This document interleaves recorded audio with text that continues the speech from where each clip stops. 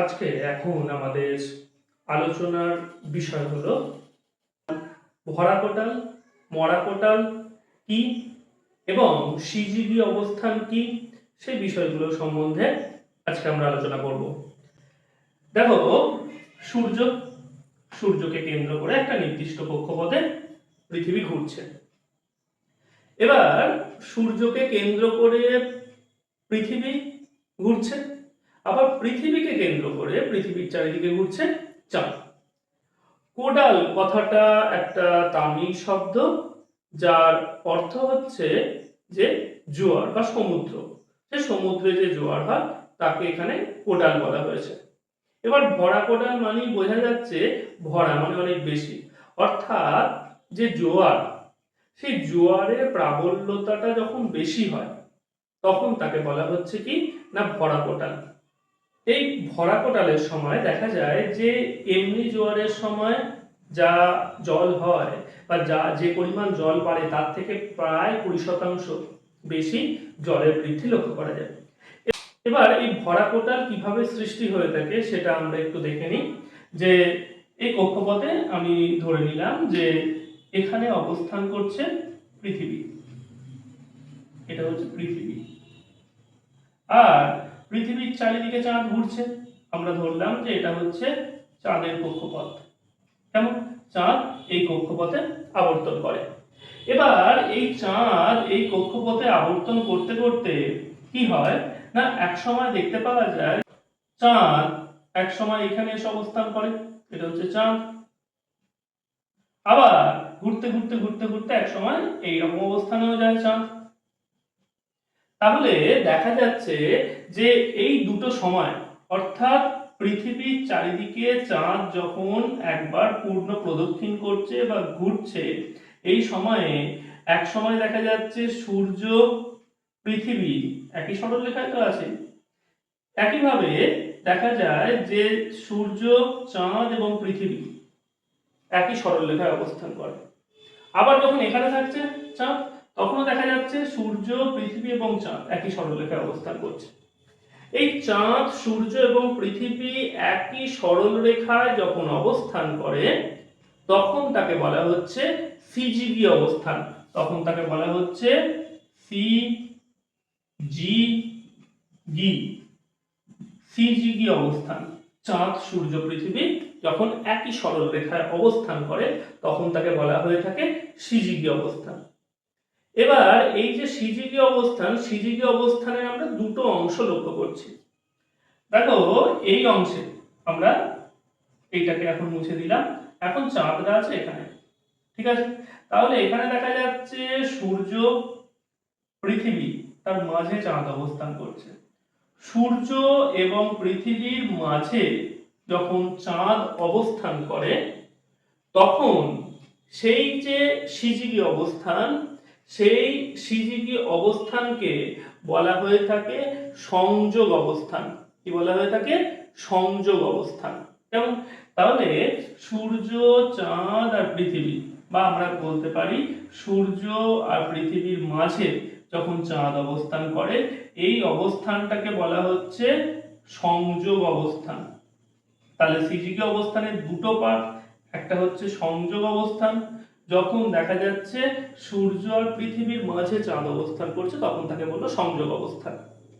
আর এইভাবে ঘুরতে ঘুরতে আবার যখন চাঁদ এইখানে অবস্থান করছে, এইরকম ভাবে এখানে চাঁদ অবস্থান করছে, এখানে আর নেই চাঁদ, তখনও দেখা যাচ্ছে সূর্য, পৃথিবী এবং চাঁদ একই সরলরেখায় অবস্থান করছে, তখনও সিজিবি অবস্থান।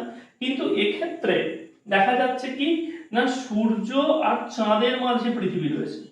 যখন সূর্য আর চাঁদের মাঝে পৃথিবী থাকে তখন সেই অবস্থানটাকে বলা হয়ে থাকে প্রতিযোগ অবস্থান। তখন সেই সিজিবি অবস্থানটাকে কি বলছে না, প্রতিযোগ অবস্থান। তাহলে আমরা চাঁদ, সূর্য, পৃথিবী একই সরলরেখায় অবস্থান করলে তাকে আমরা বলছি সিজিবি অবস্থান। সিজিবি অবস্থানের দুটো ভাগ, একটা হচ্ছে সংযোগ আর একটা হচ্ছে প্রতিযোগ।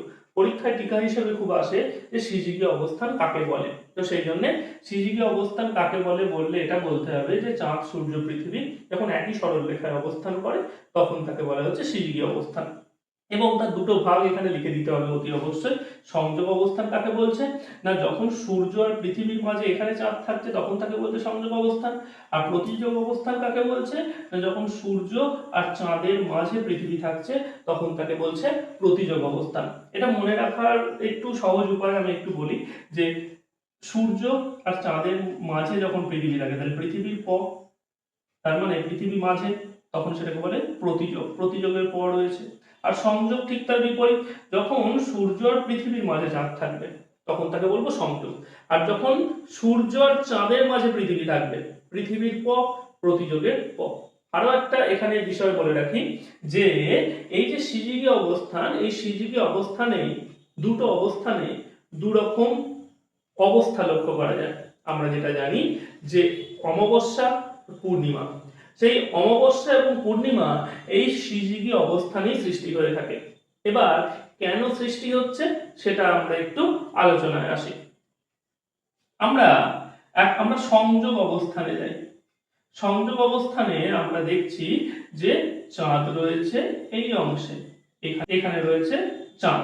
সংযোগ অবস্থানে এখানে রয়েছে চাঁদ, অর্থাৎ সূর্য আর পৃথিবীর মাঝে চাঁদ রয়েছে। এবার সূর্যের আলো পৃথিবীর কোন অংশে পড়ে, এই দিকের অংশে পড়ছে, পৃথিবীর এই দিকের অংশে পড়ছে, সেই জন্য এই দিকের অংশে দিন। আর পৃথিবীর কোন দিকের অংশে রাত, রাত হচ্ছে এই দিকের অংশে। এবার আমরা চাঁদকে কখন দেখতে পাই, রাত্রেবেলা দেখতে পাই। তাহলে সূর্যের আলো এই দিকটা দিনের বেলা, দিনের বেলায় চাঁদ ঢাকা পড়ে গেছে। আর চাঁদ তো অনেক ছোট, সেই জন্য গাঢ় করতে পারে না।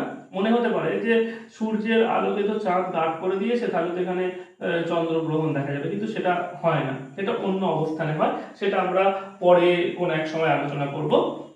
তো আমরা বোঝার সুবিধার্থে চাঁদটাকে বড় এঁকেছি। আমরা যদি চাঁদটাকে এরকম ছোট আঁকতাম তাহলে বোঝাই যাচ্ছে, দেখা যাচ্ছে যে সূর্যের আলো এই দিক দিয়ে গিয়ে এই দিক দিয়ে গিয়ে চাঁদের উপর পড়েছে, এই পৃথিবীর উপর পড়েছে, তখন এই দিকটা দিন হয়েছে। চাঁদ কোনোভাবেই আটকাতে পারে না। আমরা একটু বড় করে আঁকছি চাঁদটাকে যাতে আমাদের বোঝার সুবিধা হয়, সেই কারণে। আচ্ছা, আমরা এবার ওই অবস্থানে ফিরে যাই যে এখানে রয়েছে চাঁদ, এটা হচ্ছে চাঁদ।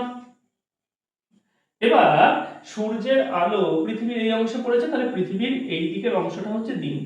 দিনের বেলায় চাঁদকে দেখতে পাওয়া যায় না, সূর্যের আলো পুরো ঢেকে গেছে। রাতের বেলায় এদিকে চাঁদের দেখতে পাওয়া যাওয়ার কথা, কিন্তু এখানে চাঁদ নেই, এই জন্য রাতের বেলায় দেখতে পাওয়া যাচ্ছে না চাঁদকে। অর্থাৎ চাঁদ এই সময় দেখতে পাওয়া যায় না, অর্থাৎ এই সময়টা, অর্থাৎ সিজিবি অবস্থানে এই যে সংযোগ অবস্থান, এই সময়ে রাত্রেবেলার আকাশে চাঁদ থাকছে না। সেই জন্য এটাকে কি বলেছে, এই অবস্থানটাকে বলেছে অমাবস্যা। তাহলে অমাবস্যায় কি হয়, কোন সিজিবি অবস্থানে অমাবস্যা দেখতে পাওয়া যায় না, সংযোগ অবস্থানে। যখন সূর্য আর পৃথিবীর মাঝে চাঁদ থাকে সেই অবস্থানটাকে বলছে সংযোগ অবস্থান, এবং সেই অবস্থানে দেখতে পাওয়া যায় কি না অমাবস্যা। এবার চাঁদ ঘুরতে ঘুরতে ঘুরতে ঘুরতে আবার যখন এই দিকে চলে আসে, এখন এখানে রয়েছে চাঁদ, তাহলে এখানে যখন চাঁদ রয়েছে এখানে চাঁদ নেই। তাহলে সূর্যের আলো এই দিকটায় আলোকিত করেছে, এই দিকটায় দিন, দিনের বেলায় চাঁদ দেখতে পাওয়া যায় না, চাঁদ এদিকে নেইও, কিন্তু রাতের বেলায় এখন দেখা যাচ্ছে চাঁদকে। এবার সূর্যের আলো চাঁদের এই দিকে পড়ছে, পৃথিবী আটকাতে পারছে না, কারণ চাঁদের মানে পৃথিবী ছাড়াও পৃথিবীর এই দিক দিয়ে গিয়েও তো আলো পড়ছে, গিয়ে ছিটকে চাঁদের উপর পড়ে। আর চাঁদ অনেকটা দূরে অবস্থিত, খানিকটা দূরে অবস্থিত বলে চাঁদেতে আলোটা পড়ে, সেই জন্য চাঁদের এই অংশে আলো পড়ছে সূর্যের, সূর্যের আলোতে চাঁদ আলোকিত হয়ে উঠছে, আর পৃথিবীর অন্ধকার দিক থেকে চাঁদকে দেখতে পাওয়া যাচ্ছে, পুরো চাঁদটাকে দেখতে পাওয়া যাচ্ছে। এই যে অবস্থান, এটার নাম দিয়েছিলাম আমরা প্রতিযোগ অবস্থান। অর্থাৎ যখন সূর্য আর চাঁদের মাঝে পৃথিবী ছিল, আর পৃথিবী থেকে রাত্রেবেলা পুরো চাঁদকে দেখতে পাওয়া যাচ্ছে, এই প্রতিযোগ অবস্থানে হয় কি, প্রতিযোগ অবস্থানে হয় পূর্ণিমা। তাহলে সিজিকি সংযোগ অবস্থানে অমাবস্যা, প্রতিযোগ অবস্থানে হচ্ছে পূর্ণিমা। এবার এইটাই বলছিলাম যে মনে রাখার সহজ উপায় কি, প্রতিযোগ অবস্থানে তিনটেই পথ। প্রতিযোগ অবস্থানে দেখছি আমরা সূর্য আর চাঁদের মাঝে পৃথিবী, পৃথিবীর পথ। আবার প্রতিযোগ অবস্থানেই দেখতে পাওয়া যাচ্ছে পূর্ণিমা, পূর্ণিমার পথ। আর প্রতিযোগের পথ, পূর্ণিমার পথ, পৃথিবীর পথ, অর্থাৎ পৃথিবী কোথায় থাকবে এই প্রতিযোগ অবস্থানে না, সূর্য এবং চাঁদের মাঝে পৃথিবী অবস্থান করবে। তাহলে এই হচ্ছে সিজিবি অবস্থানের অমাবস্যা এবং পূর্ণিমার অবস্থা। এবার আমরা মূল টপিকে ফিরে যাই। যেটা আমরা শুরুতেই বলেছিলাম যে ভরা কোটাল কি। এই সিজিগি অবস্থান আলোচনা না করলে ভরা কোটালটা বোঝা যেত না। এবার ভরা কোটাল কি, আমরা যেহেতু এখন প্রতিযোগ অবস্থান বা পূর্ণিমার অবস্থানে আছি, এই অবস্থানেই আমরা আলোচনা করি। এখানে দেখা যাচ্ছে যে পৃথিবী এই দিকের অংশটা পৃথিবীর এই দিকের অংশটা চাঁদের সামনে আছে, সেই জন্য এই দিকের অংশকে চাঁদ টানছে। অর্থাৎ এই দিকের অংশে, পৃথিবীর এই অংশে চাঁদের কি বল কাজ করছে? চাঁদের মহাকর্ষ শক্তি বা মহাকর্ষ বল কাজ করছে। আর এই দিকে রয়েছে সূর্য, ঠিক তার উল্টো দিকে। এই দিকে যে সূর্য রয়েছে, সূর্যের এই দিকের অংশে, পৃথিবীর এই দিকের অংশে টানটা সব থেকে বেশি, কিন্তু উল্টো দিকের অংশে টান কম। সেই জন্যে সূর্যের টান পৃথিবীর বিপরীত অংশে, অর্থাৎ যেদিকে চাঁদের মহাকর্ষ শক্তির বল বেশি, সেদিকে সূর্যের টান সব থেকে কম। আর সূর্যের টান যেখানে কম হবে, চাঁদ বা সূর্যের যারই বলি না কেন টান যেখানে কম হয়, সেখানে কি বল কাজ করে? অর্থাৎ যেখানে মহাকর্ষ বল কম, সেখানে অপকেন্দ্রিক বল বা যেটাকে বলছে যে কেন্দ্র বিমুখ শক্তি বেশি, অর্থাৎ ছিটকে যাওয়ার প্রবণতা বেশি হয়। তাহলে দেখো, পৃথিবীর এই অংশে প্রতিযোগ অবস্থানে যেদিকে চাঁদ থাকে, সেদিকে পৃথিবীর যেদিকে চাঁদ থাকে, সেদিকে চাঁদের মহাকর্ষ বল 1 নম্বর শক্তি কাজ করছে। আর এটা যেহেতু সূর্যের কোন অবস্থানে রয়েছে, পৃথিবীর এই অংশটা, না পৃথিবীর এই অংশটা রয়েছে সূর্যের প্রতিপাত স্থানে। তাহলে প্রতিপাত স্থানে কোন বল কাজ করে? না অপকেন্দ্রিক বল বা কেন্দ্র বিমুখ শক্তি বা কেন্দ্রাতিক শক্তি, সেই বলটাও কাজ করছে। তাহলে চাঁদের আকর্ষণে যেদিকে মুখ্য জোয়ার হচ্ছে, সেদিকে মহাকর্ষ বল এবং অপকেন্দ্রিক বা কেন্দ্র বিমুখ বল, দুটো বল কাজ করার ফলে অন্য সময় যখন জোয়ার হচ্ছিল, তখন একদিকে চাঁদ টানছে, তখন সূর্য আর চাঁদ একই সরল রেখায় ছিল না, সেই কারণে চাঁদের আকর্ষণের ফলে জোয়ার হচ্ছিল। আর সেই কারণেই দেখা যাচ্ছে যে চাঁদের আকর্ষণের ফলে সেখানে শুধু একটা বল কাজ করে, মুখ্য জোয়ার যেদিকে হয় সেটা হচ্ছে মহাকর্ষ শক্তি, আর গৌণ জোয়ার যেদিকে হয় সেদিকে হচ্ছে কি কেন্দ্র বিমুখ শক্তি কাজ করছে। আর এই অবস্থানে, প্রতিযোগ অবস্থানে দেখা যাচ্ছে একই দিকে, মুখ্য জোয়ারের দিকে চাঁদের মহাকর্ষ শক্তি এবং সূর্যের অপকেন্দ্রিক বল বা কেন্দ্র বিমুখ শক্তি কাজ করছে। দুটো শক্তি একসঙ্গে কাজ করছে বলে জোয়ারের প্রাবল্যতাটা অন্য সময়ের জোয়ারের থেকে বেশি হয়। একইভাবে এই তার বিপরীত অংশে যেদিকে চাঁদ রয়েছে পৃথিবী, তার বিপরীত অংশে গৌণ জোয়ার যেদিকে হয়, এখানেও দেখা যাচ্ছে এখানে সূর্যের টানটা কম, মানে যেখানে চাঁদের টানটা কম। তাহলে এখানে 1 নম্বর শক্তি কি কাজ করছে? যেটা গৌণ জোয়ার অংশে কাজ করে, সেটা হচ্ছে কেন্দ্র বহির্মুখী শক্তি, সেটা এখানে বেশি। আর 2 নম্বর হচ্ছে সূর্যের কাছে পৃথিবীর এই অংশটা রয়েছে, সেই জন্য এখানে সূর্যের কোন বল কাজ করছে? সূর্যের বল কাজ করছে যে মহাকর্ষ শক্তি। তাহলে এদিকেও দুটো বল কাজ করছে, এদিকেও দুটো বল কাজ করছে। সেই জন্য এই অবস্থাতে যে জোয়ার হয়, সেখানে দু ধরনের বল একসঙ্গে কার্যকরী হয় বলে এখানে জোয়ারের প্রাবল্যতা অন্য জোয়ারের থেকে বেশি হয়। সেই জন্য এটাকে বলছে ভরা কোটাল। তাহলে প্রতিযোগ অবস্থানে অর্থাৎ পূর্ণিমা তিথিতে জোয়ারের প্রাবল্যতা অন্য সময়ের থেকে বেশি হয়ে থাকে, সেই জন্য তাকে বলা হচ্ছে কি না ভরা কোটাল বা ভরা জোয়ার। আবার আমরা যদি সংযোগ অবস্থানে আসি, অর্থাৎ যখন চাঁদ এদিকে অবস্থান করছে না, চাঁদ অবস্থান করছে এদিকে, অর্থাৎ অমাবস্যায় চাঁদ অবস্থান করে এদিকে, তাহলে এখানেও দেখা যাচ্ছে যে এইদিকে হচ্ছে চাঁদ যেদিকে থাকে সেদিকে মুখ্য জোয়ার, তাহলে এদিকে মুখ্য জোয়ার হবে। তাহলে এখানে কি কাজ করছে? চাঁদের টান, অর্থাৎ চাঁদের মহাকর্ষ শক্তি এবং সূর্যের মহাকর্ষ শক্তি একই সঙ্গে কাজ করছে। তাহলে এখানেও দুটো বল, চাঁদের মহাকর্ষ শক্তি, সূর্যের মহাকর্ষ শক্তি। সেই জন্য এখানে মুখ্য জোয়ারটা প্রবল হচ্ছে অন্য সময়ের থেকে। আবার এদিকেও কি কাজ করছে? চাঁদের অপকেন্দ্রিক বল 1 নম্বর শক্তি বা যেটাকে বলা হচ্ছে কেন্দ্র বহির্মুখী শক্তি এবং সূর্যের কেন্দ্র বহির্মুখী শক্তি। তার কারণ এই স্থানটা চাঁদ এবং সূর্য, পৃথিবীর এই দিকটা চাঁদ এবং সূর্য দুজনের থেকেই দূরে রয়েছে। সেই জন্য এখানে চাঁদ এবং সূর্যের টান সব থেকে কম, সেই জন্য এখানে ছিটকে যাচ্ছে বেশি জলটা। সেই জন্য এখানেও যে গৌণ জোয়ারটা হচ্ছে, গৌণ জোয়ারটা অন্য সময়ের গৌণ জোয়ারের থেকে প্রবল হচ্ছে, যে কারণে এই অমাবস্যা তিথিতেও দেখা যাচ্ছে যে জোয়ারটা অন্য সময়ের থেকে প্রায় 20% বেশি হয়। সেই জন্য এটাকেও বলা হচ্ছে ভরা কোটাল বা ভরা জোয়ার। তাহলে যেটা আমরা আলোচনা করলাম যে সিজিবি অবস্থান না জানলে, অমাবস্যা, পূর্ণিমা তিথি বা সংযোগ প্রতিযোগ অবস্থান না জানলে আমরা ভরা কোটালটা বুঝতে পারতাম না। তার কারণ এই অবস্থানেই একমাত্র চাঁদ সূর্য দুজনে মিলে পৃথিবীর একই দিকে টানছে বা একই দিকে তার অপকেন্দ্রিক বল বা টানটা কম হচ্ছে, যে কারণে এই জোয়ারের প্রাবল্যতা অন্য সময়ের থেকে বেশি হয়, যে কারণেই ভরা কোটালের সৃষ্টি হয়ে থাকে। এবার অন্য সময় কি হয়? অন্য সময় এটা হয়, এখন তো এটা একই সরলরেখায় অবস্থান করছে পৃথিবী, চাঁদ এবং সূর্য, সেই কারণে তোর ভরা কোটালটা হলো সেই কারণে। এবার চাঁদ যখন ঘুরতে ঘুরতে মনে করো এখানে চলে এসছে, এখানে চাঁদ এখানে নেই, চাঁদ আর এখানে নেই, চাঁদ আছে এখন এখানে, এইটা হচ্ছে চাঁদ। তাহলে তখন তো আর একই সরলরেখায় অবস্থান হচ্ছে না, তখন তো এরকম হয়ে গেল, একই সরলরেখায় তো অবস্থান নয়। সে কারণে এই অবস্থায় খেয়াল করে দেখো, পৃথিবীর কোন অংশের জল ফুলে উঠবে? এই অংশের জল ফুলে উঠবে চাঁদের আকর্ষণে, আর এই অংশের আকর্ষণ করছে কে? সূর্য। তাহলে সূর্যের আকর্ষণ কত চাঁদের থেকে কম, সেই কারণে জোয়ারটা এই অংশে বেশি হয়, এই অংশে একটু কম হয়। তাহলে এই দিকে জোয়ারটা একটু বেশি হচ্ছে, এই দিকে কম হচ্ছে। একইভাবে এর বিপরীতে এই অংশে এই দিকে জোয়ারটা বেশি হচ্ছে, চাঁদের আকর্ষণে এই অংশে এই দিকে জোয়ারটা কম হচ্ছে। তাহলে দুজন দুদিকে টানছে বলে টানটা কম অনুভূত হচ্ছে, জোয়ারটা কম হচ্ছে।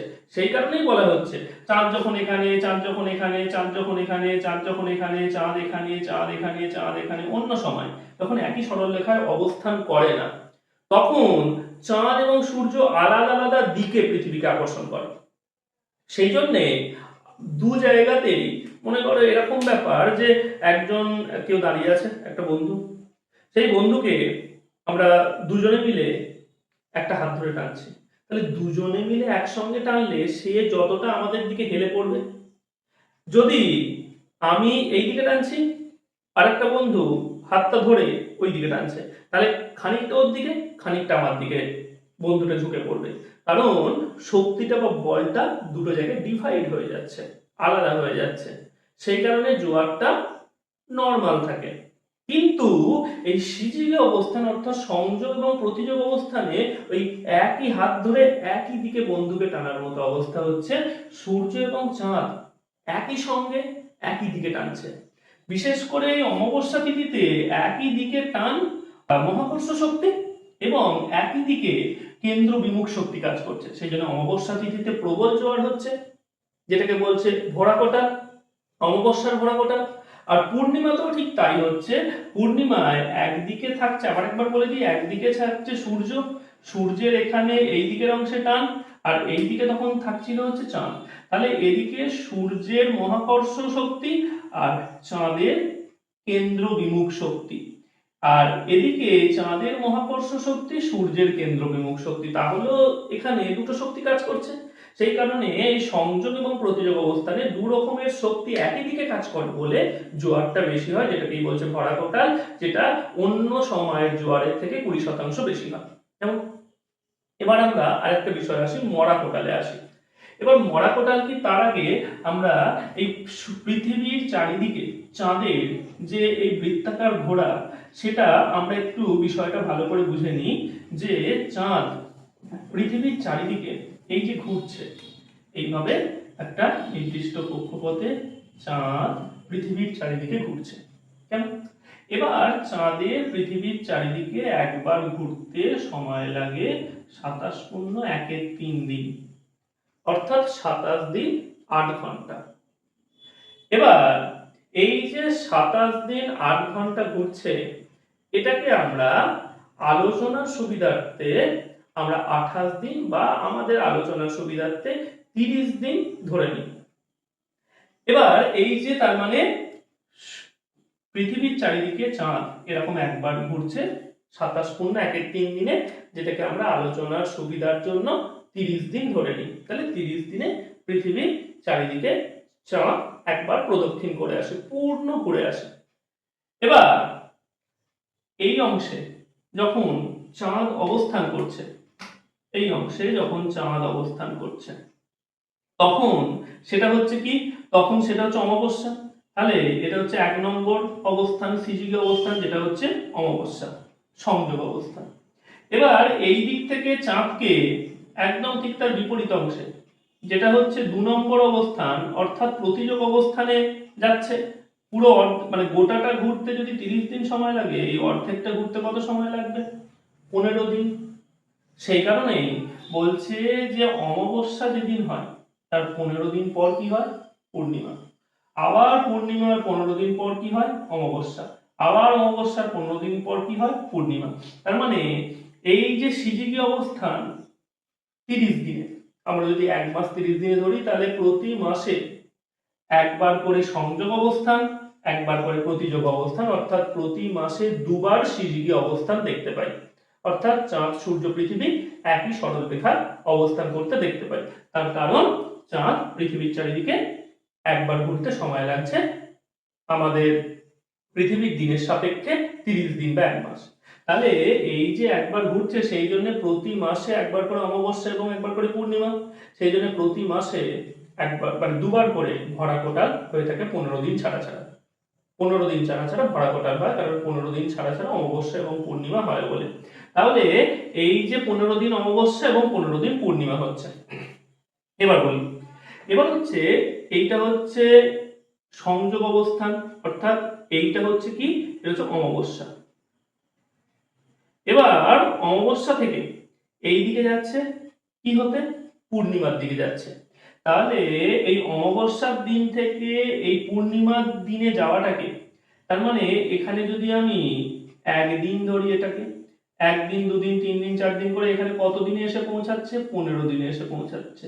তাহলে এই অমাবস্যা থেকে পূর্ণিমার দিকে যাওয়াকে, এটা কি আস্তে আস্তে, অমাবস্যা মানে অন্ধকার, চাঁদ নেই, সেখান থেকে পূর্ণিমা আলোর দিকে আস্তে আস্তে আস্তে আস্তে আস্তে চাঁদকে আধখানা আধখানা করতে করতে পূর্ণিমায় গোল চাঁদকে দেখতে পাচ্ছি।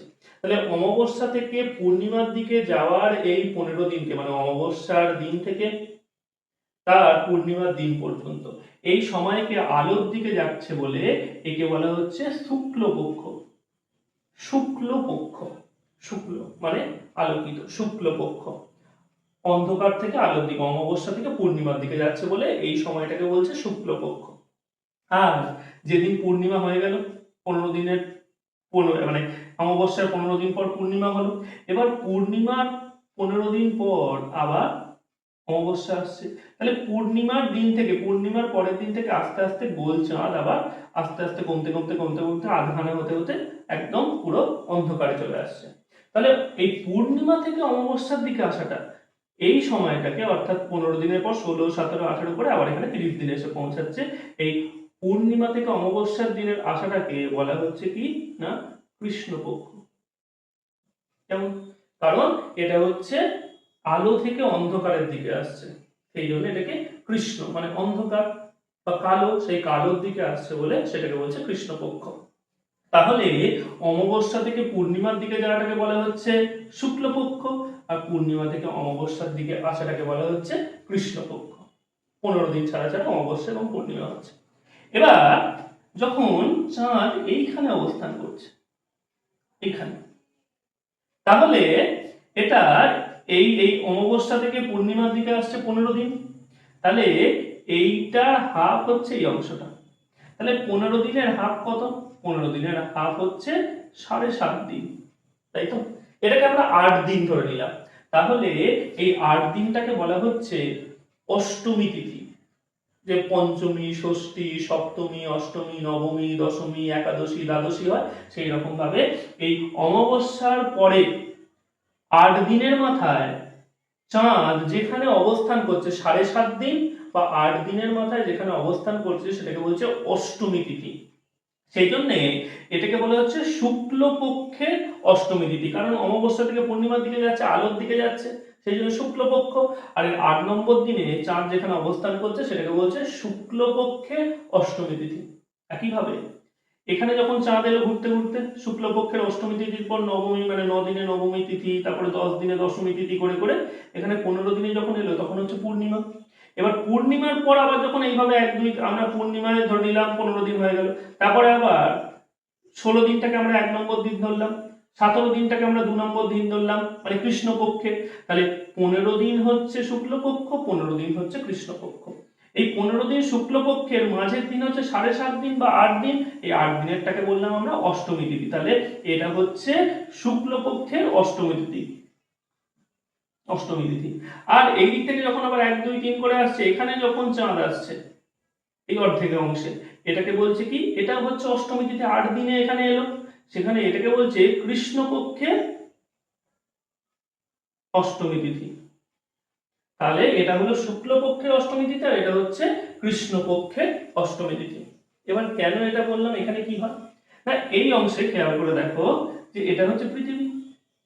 যখন চাঁদ এখানে থাকছে অর্থাৎ শুক্লপক্ষের অষ্টমী তিথিতে, অর্থাৎ অমাবস্যার পরে 8 নম্বর দিনে এখানে যখন অবস্থান করছে এরকম একটা জায়গায় যেখানে দেখা যাচ্ছে সূর্য, চাঁদ তো এটা নয়, এখন চাঁদ আছে এখানে, তাহলে সূর্য, এটা পৃথিবী, এটা হচ্ছে চাঁদ, কত ডিগ্রি কোণ করলো, 90 ডিগ্রি।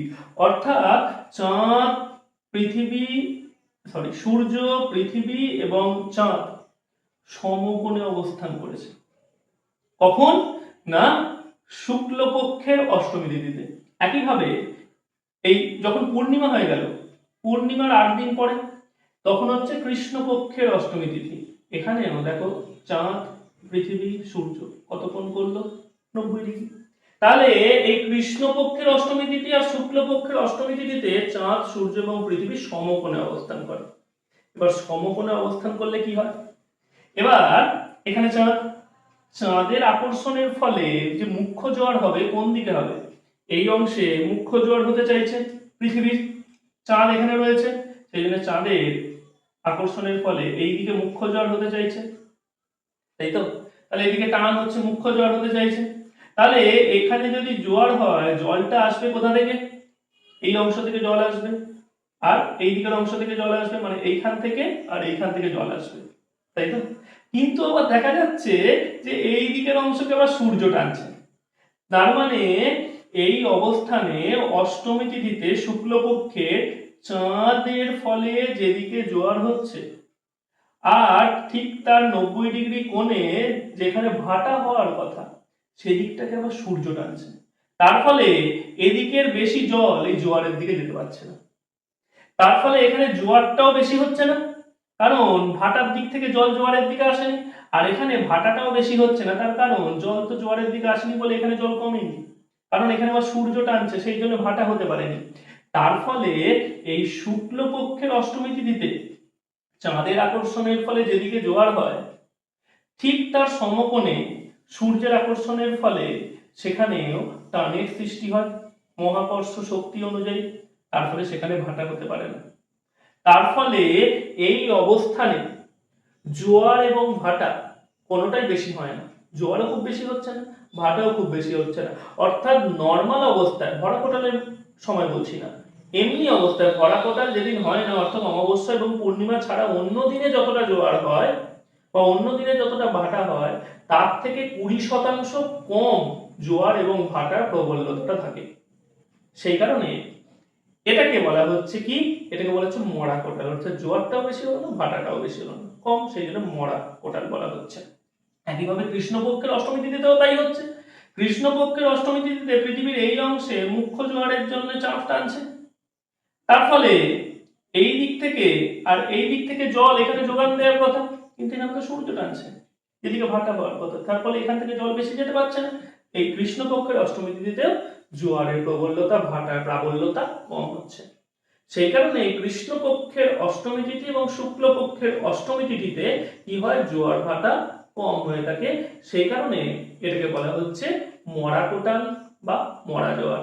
তো এই হচ্ছে মূল আলোচনা ভরা কোটাল এবং মরা কোটালের। অর্থাৎ এই সিজিপি অবস্থানে, সংযোগ অবস্থানে অমাবস্যা এবং পূর্ণিমা তিথিতে ভরা কোটাল হয় এবং কৃষ্ণপক্ষ এবং শুক্লপক্ষের অষ্টমী তিথিতে হয়ে থাকে মরা কোটাল বা মরা জোয়ার। সেই কারণেই দেখা যাচ্ছে যে প্রতি মাসে, যেহেতু চাঁদ একবার পৃথিবীকে ঘুরতে সময় লাগছে প্রায় 30 দিন, সেই জন্য প্রতি মাসে একবার করে অমাবস্যা, একবার করে পূর্ণিমা হয়। সেই সময় প্রতি মাসে সেই জন্য দুবার হয় ভরা কোটাল। ঠিক একইভাবে প্রতি মাসে একবার হয় শুক্লপক্ষের অষ্টমী তিথি, একবার হয় কৃষ্ণপক্ষের অষ্টমী তিথি।